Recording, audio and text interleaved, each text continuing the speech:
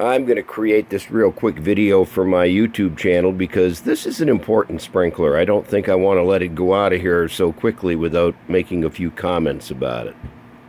So as I have said in all of my eBay work, these sprinklers back in the day were manufactured by companies who didn't necessarily make them initially. Somebody came in through the door with a sample case and said, "This is something I designed, and I have the patent on it. What do you think?" And that's what this base is. If you look closely, you can see it's got the jobber base water connection. All of these prototypes, nobody wanted to take the time to insert a threaded boss and then put a connector on here from, say, Sherman. So they were just manufactured so that you could connect a hose to it if you so chose.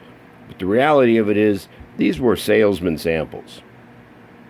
This particular base went on to become used by U.S. Brass Novelty Company out of Brooklyn, New York, and that would say that on one side of the sled.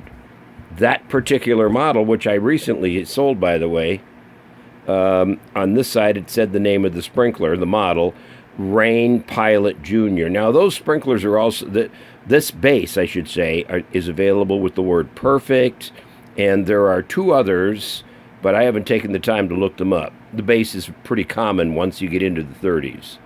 It's where the base came from that started this whole ball rolling. On one side, you can clearly see a number, 165. That is the job number because this was a side project for the foundry that made it. On the other side, you can see who the foundry was. Hopefully you can read that. It says B&C. Brink and Cotton were a manufacturer of C-clamps and vices out of Bridgeport, Connecticut. And back during the war days, and shortly thereafter, the demand for hand tools was incredible. Now, somebody walked in the door at Brink and Cotton and said, "Can you make this for me? Here's the drawings." So they made him the base. Then he took it to U.S. Brass Novelty Company of Brooklyn, New York, and they affixed their turret to this base. Now, these are not the original spray tubes that U.S. Brass used. That's clear. Those were destroyed. So I replaced them with these turrets. The nozzles match, but the spray tubes are not the originals. They were damaged. Now, how do I know this is a U.S. Brass Novelty Company sprinkler if it doesn't say it on the base?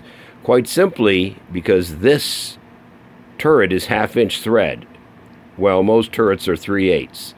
U.S. Brass also was known for putting, and I'm going to show you right there, there's a little piss hole in the top, but also there's a brass machine bolt that comes out if you really want to. It's meant to slow the sprinkler down.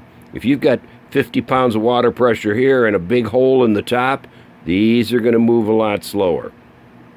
That's all U.S. Brass, and this is the original turret that came on this base. So what this is the prototype that they bought into and said, yes, we're going to use it, but they even went so far as to start manufacturing and putting turrets on them before they had even been able to cast their own bases.